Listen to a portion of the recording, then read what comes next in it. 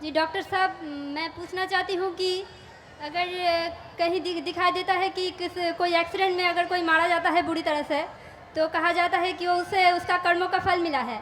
लेकिन अगर कोई 2 महीने का या 1 महीने का बच्चा मर जाता है, तो उसको कैसे उसका कर्मों का फल मिला? क्योंकि वो अभी-अभी इस पृथ्वी पर आया है, तो फिर कैसे उसको कर्मों का फल मिला है? बहन का सवाल है कि अगर कोई इंसान एक्सीडेंट में मारा जाता है तो बोलते हैं कि उसे कर्मों का फल मिला है। अगर एक 2 दिन या 2 महीने का बच्चा अगर मर गया तो उसे कैसे कह सकते हैं कर्मों का फल? ये सवाल एक अहम सवाल था। और आप देखेंगे धार्मिक किताब चाहे कुरान या वेद में, कुरान में लिखा है कि इंसान इस दुनिया में आएंगे, इस दुनिया में जिएंगे और ये दुनिया आपके लिए इम्तिहान है। फिर आप मर जाएंगे, फिर आपकी अगली ज़िंदगी आखिरत में होंगी। वेद में आप पढ़ेंगे, वेद में भी पढ़ेंगे, ऋग्वेद में जिल्द नंबर 10 में, उसमें लिखा है कि पुनर्जन्म, पुनर मतलब नेक्स्ट, अगला, जन्म मतलब बर्थ, पुनर्जन्म मतलब नेक्स्ट बर्थ, हू बहू जैसे कुरान में लिखा है। कुरान में लिखा है पुनर्जन्म नेक्स्ट बर्थ। लेकिन जो वेद के विद्वान इसको मान गए, लेकिन फिर ये कहने लगे ठीक है, खुदा, ईश्वर, भगवान, अल्लाह, वो तो जस्ट एकदम, वो नाइंसाफ़ी नहीं कर सकता है, नाइंसाफ़ी नहीं देख सकता है। तो ये 2 महीने का बच्चा जब मर जाता है तो उसको काहे की सज़ा मिली? इसीलिए उन्होंने एक नई चीज़ को वजूद में लेके आए, जिसे संस्कृत में कहते हैं संस्कारा। संस्कारा ये वेद में नहीं लिखा है, वेद में लिखा है पुनर्जन्म, मैं उसको मानता हूँ।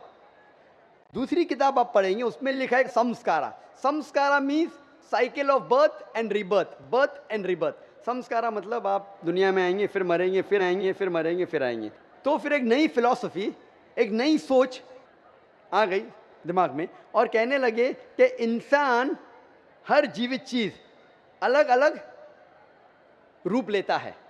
अच्छे कर्म करेगा तो अगली ज़िंदगी में अच्छा रूप लेगा, बुरे कर्म करेगा तो अगली ज़िंदगी में बुरा रूप लेगा। सबसे अच्छा रूप है इंसान का, और इंसान बनेंगे 7 बार। बुरे कर्म करेंगे तो बन जाएंगे भेड़, बकरी, अच्छे कर्म करेंगे तो बन जाएंगे इंसान।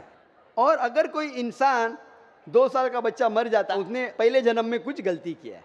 ये संस्कारा है जो वेद में कहा नहीं लिखा है, ये पंडितों ने अपने आप सोचा और लोगों से कहा। इसीलिए आज आम हिंदू संस्कारा में मानता है पुनर्जन्म।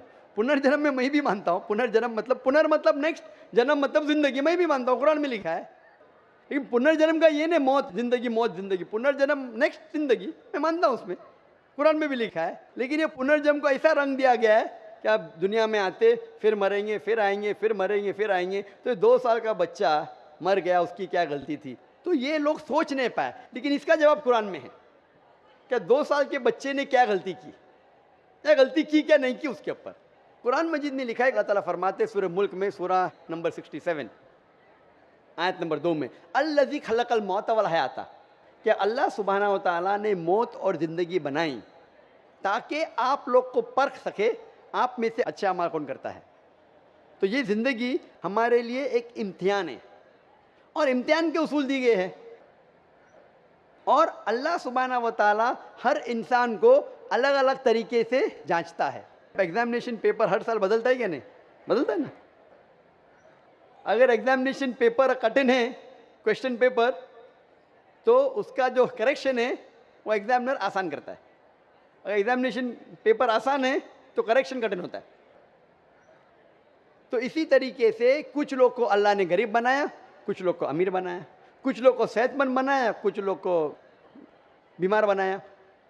किधर भी नहीं लिखा है कुरान में क्या गरीब इंसान अच्छा है, क्या अमीर इंसान अच्छा, या सेहतमंद जन्नत में जाएगा या बीमार जन्नत में जाएगा। अल्लाह ताला जांचना चाहता है कि अगर मैं इसको अमीर बनाया तो कुरान का उसूल है उसको ज़कात देना चाहिए। 2.5% अपने निसाब से ज़्यादा जितना पैसा उसके पास है, 85 ग्राम सोना से ज़्यादा पैसा है, 2.5% उसको हर साल, हर कमरी साल उसको देना चाहिए ज़कात में।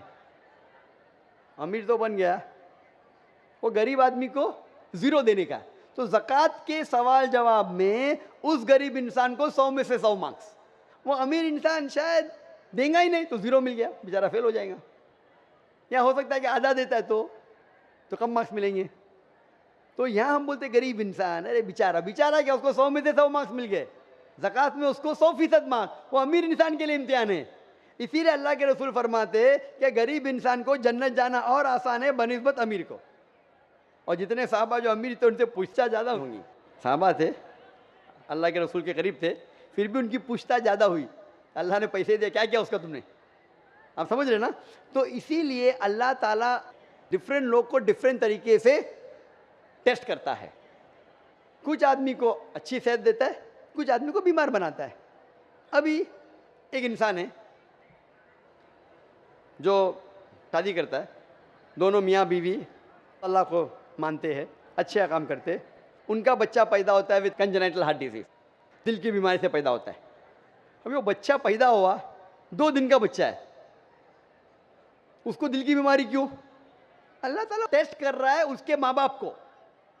कुरान क्या आयत है कि तुम्हारे बच्चे, तुम्हारी दौलत तुम्हारे लिए इम्तिहान है, एक फितना है। फितना अरबी में मानी इम्तिहान, उर्दू में फितना के 2 मानी होते हैं, एक होता है फितना, एक होता है इम्तिहान। तो कुरान मजीद में फितना जब कहा गया वो इम्तिहान है। आपके बच्चे, आपकी दौलत आपके लिए इम्तिहान है। ज़्यादा दौलत है तो खैरात में देना चाहिए, बच्चे हैं तो आपके लिए इम्तिहान है। तो अल्लाह ताला टेस्ट करना चाहते उन मियाँ बीवी को कि अगर मैं उनके लिए ऐसा बच्चा पैदा करूं जिसको हार्ट डिजीज है, फिर भी वो मेरे पे ईमान लाते क्या नहीं? जितनी कठिन इम्तिहान उतनी डिग्री ऊंची। आप बीए के लिए अपेयर होंगे तो आपको सिंपल ग्रेजुएशन बीए मिलता है। अगर एमबीबीएस के लिए अपेयर होते, जैसा पास होता है आपके नाम के आगे लगता है डॉक्टर। बट एमबीबीएस एग्जाम पास करना बीए से बहुत कठिन है। मैं भी एमबीबीएस पास किया, छोड़ दिया, लेकिन क्योंकि मैं डॉक्टर से और अच्छे मैदान में आ गया, दावत के मैदान में आ गया। वो जो कह रही है बहन, क्या वो 2 साल के बच्चे की क्या गलती, क्या उम्र गया? कभी भी कुछ भी परेशानी किसी इंसान को आती है तो 2 चीज़ हो सकती है। हो सकता है कि वो उसके लिए पनिशमेंट है, पनिशमेंट, या उसके लिए इम्तिहान है, एक टेस्ट है। अगर मुश्किलात पेश आती है, हो सकता है कि वो सज़ा है उसके लिए या इम्तिहान है। अगर वो इंसान सही रास्ते पे है तो उसके लिए इम्तिहान है, अगर गलत रास्ते पे तो उसके लिए सज़ा है। तो हर इंसान को जब भी मुश्किलात पेश आती है उसे अपने गिरबान में झांक के देखना चाहिए, मैं कुछ गलती कर रहा हूँ क्या नहीं, मैं कुरान और हदीस के मुताबिक चल रहा हूँ क्या नहीं। अगर चल रहा हूँ तो बोलना अल्हम्दुलिल्लाह ये मेरा इम्तिहान है, अगर नहीं चल रहा हूँ तो भाई चलना शुरू कर।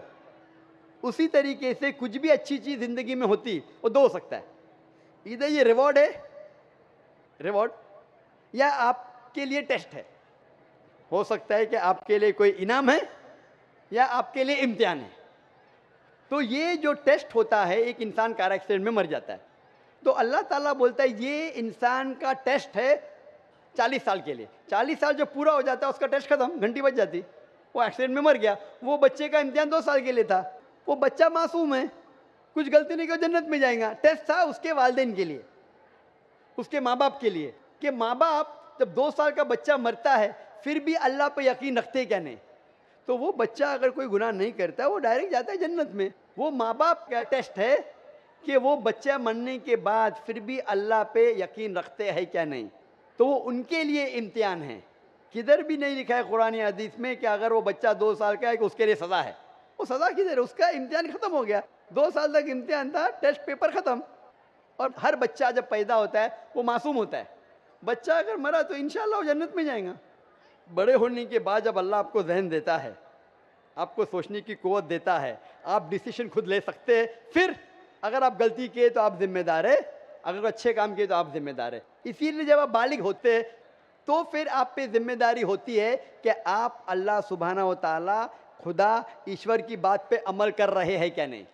आज इतना बड़ा मजमा है माशाअल्लाह, लाखों लोग, 5 लाख 10 लाख कितने पता नहीं, लेकिन माशाअल्लाह हज़ारों की तादाद में गैर मुस्लिम भी है, हज़ारों की तादाद में गैर मुसलमान भी है। आपने मेरा पैगाम सुना, अभी आप जब घर जाएंगे तो आपसे पूछ भी होंगी ना ऊपर से कि आपने पैगाम सुना, अमल किया कि नहीं। अगर पैगाम सही नहीं लगा तो सवाल क्यों नहीं पूछे, अगर सही लगा तो अमल क्यों नहीं किए। तो उस तरीके से अल्लाह ताला इम्तिहान लेता है लोगों का। अगर पैगाम सुनने के बाद फिर भी आप अमल नहीं करें तो आखिरत में आप जवाब क्या देंगे? आप ये नहीं बोल सकते ना मुझे किसी ने नहीं कहा। वो था एक जाकिर आदमी जो था, मुंबई से आया था, उसने तो कहा, तो आपने क्यों नहीं उसके ऊपर अमल किया? अगर उसका पैगाम गलत था तो क्यों नहीं उसे पूछा? तो मैं मेरा पैगाम पहुंचाने के अलावा आपको मौका देता हूं भाई पूछने के लिए, आप पूछ सकते हैं, तो मेरी जिम्मेदारी पूरी। फज़क्किर इन्नमा अंत मुज़क्किर, अल्लाह ताला कहते हैं कि रसूल से चैप्टर नंबर 88 सूरह गाशिया में वर्स नंबर 21-22, फज़क्किर इन्नमा अंत मुज़क्किर, आपका काम है पैगाम पहुंचाना, हिदायत देना अल्लाह के हाथ में, तो मैं सिर्फ पैगाम पहुंचा रहा हूँ।